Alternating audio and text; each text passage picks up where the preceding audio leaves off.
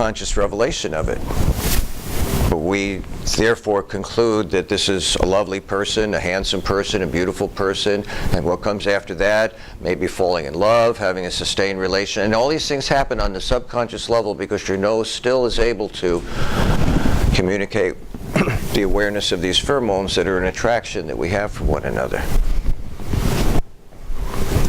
Or is there eternal beauty? How many of you think there is eternal beauty? There's something out there that's beauty, beauty, beauty, beauty, beauty.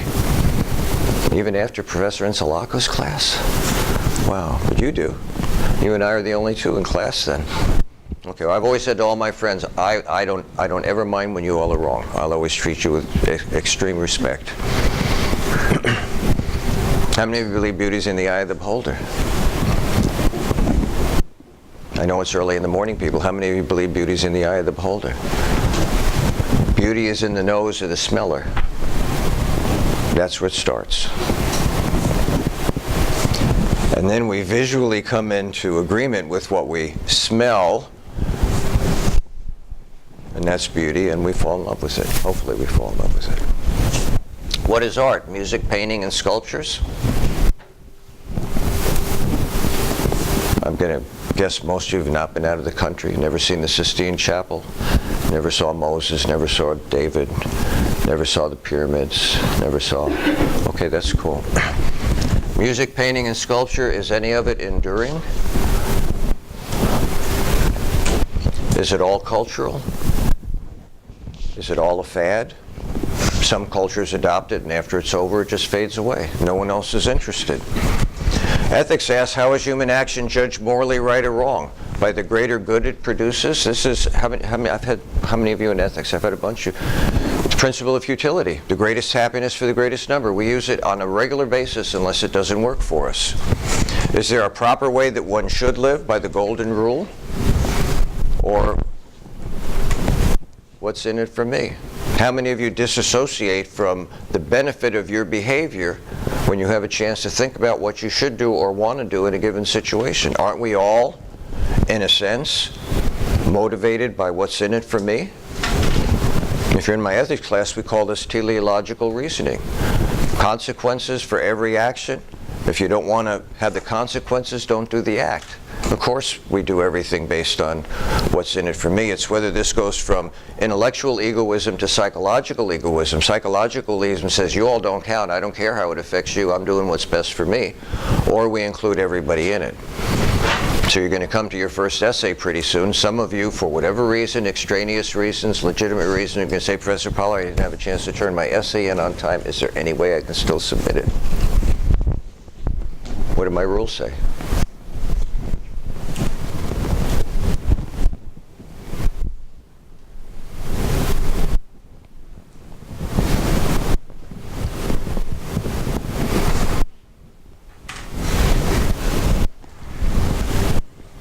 And we'll get to this in a while. But Professor, I ran out of time. But hang on. For $20, I'll give you more time. I'll let you buy an additional week. Can you buy time? How did you run out of time? Well, the truth is I spent more time on this course than I did on your course. Well, thank you for being truthful. I understand that. You have to make priorities. Someone called off of work. I had to go into work 3 nights in a row. I get it. Now, if I let you turn your essay in late, what's in it for me?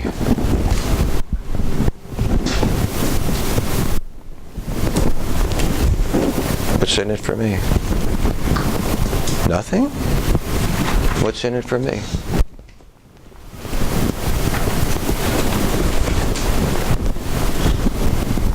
Don't you ever give one another a pass every once in a while?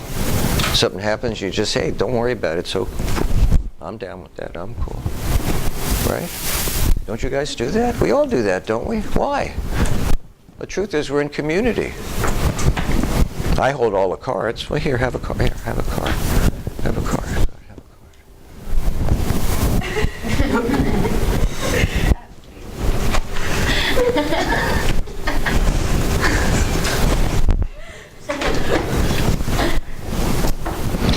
These are the kind of fundamental questions we never ask ourselves. Did I tell you about my friend Chris that I was up north and I visited the town to visit my kids? And Chris is a computer specialist.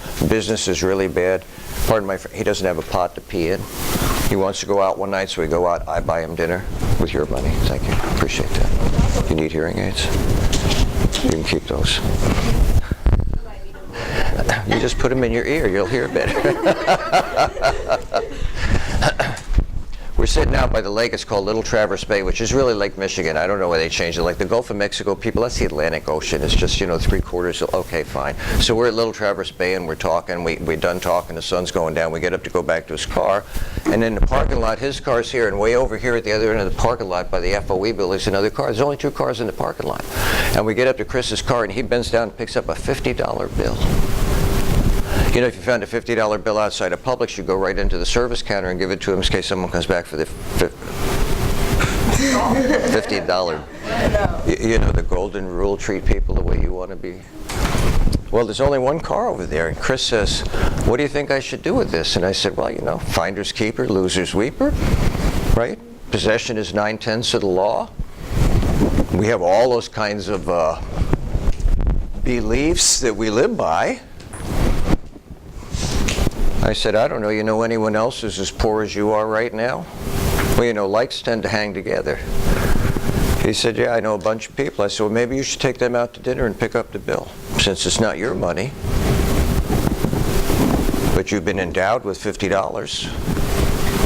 Maybe you should treat people the way you wish people would treat you. Or not.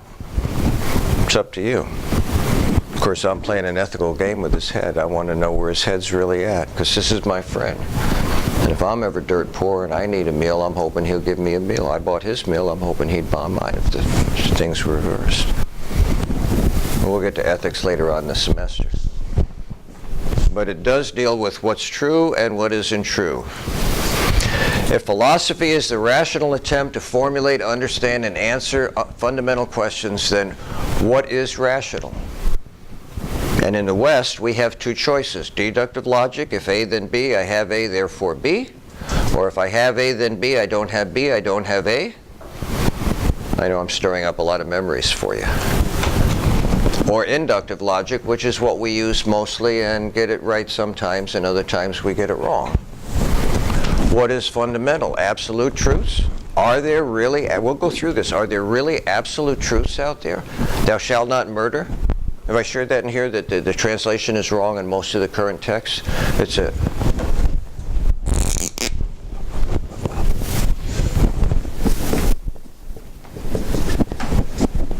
a Hebrew word called tirtzach, and it literally means to murder, not to kill.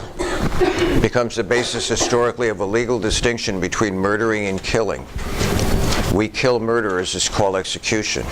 We find their behavior abhorrent. But the state has a right to put to death people who don't or who violate other people's right to life. So we make the distinction. All major religions have this rule in them. It's not right to kill people without just reason. What would just reason be? Self-defense? Whether it's personal or whether it's as a nation? Don't we have a right to defend ourselves against aggression? So what just happened to the absolute truth of no taking lives? It's a very important question.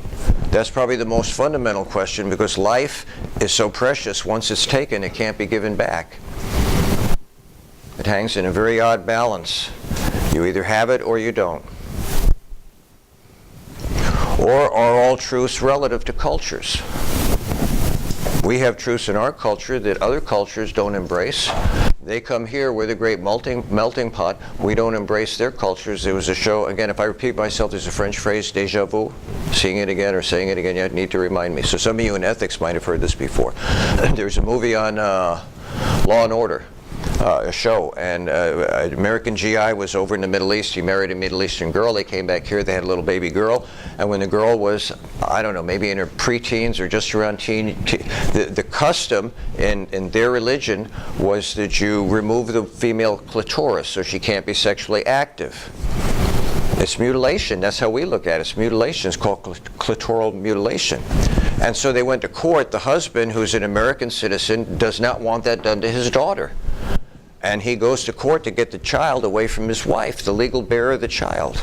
And they have this courtroom discussion. And finally, the mother of the lady whose child it is comes to the stand, and she says, "I'm confused. I thought you all honor freedom of religion. You circumcise little boys. No one, well, some people say no, but they don't, there's no court battle about it. You can choose that or not choose that." She says, "My religion honors," she calls it removal of clitoral removal, not clitoral mutilation. Our culture says that's mutilation. You can't do that to someone.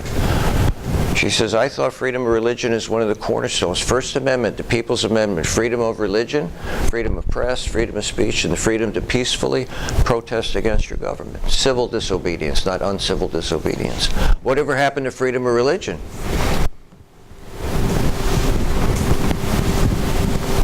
They legally become citizens, that's their religion. You have the freedom of religion. They went to court and they said you couldn't do it. That's culturally based values then. That's the truth. And there was no compromise with that truth, even though it was culturally based. Everybody follow what I'm getting to here? Philosophy is all about examining things, people. Trying to come to the clear understanding of what is. What really is. Look, if we're really in a matrix, I would suggest to you it might be really important that we know that. Or maybe not.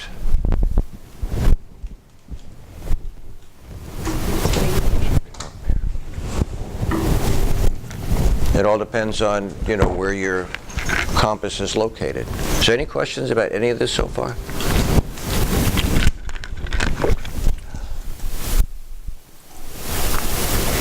Which is going to bring us to two perspectives. I'm going to introduce you to them. I'm not going to develop them until we get together next time. And you'll see these people, this is all on your quiz, so please, you got to focus on this stuff. 100% every week, you get an A in the course. Foundationalism. They make up a word. Philosophers are always making up words. Foundationalism is really about rationality, reason. Foundationalism argues that rationality is universal, objective, and absolute. When we say that,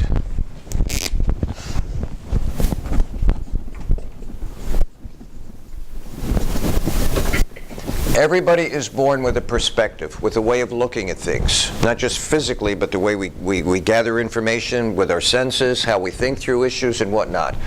This produces what we call subjectivity. The truth, then, is subject to my capacity to perceive it, or to remove the perspectives, or what we'll call biases, or prejudices. When I say I'm not talking about racial now, just the things I'm hardwired into this and I can't get out of it. Trying to get to objective truth. Objective truth is called absolute. Whoops. It's called absolute. It's called universal. It's the way it should be for all people, all times, in any situation. The truth, the whole truth, and nothing but the truth.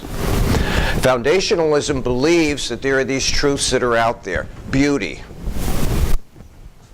And somehow, if we can just get a hold of or subdue the subjective part of us, that's all built into us, we're hardwired to be sensory perceptors.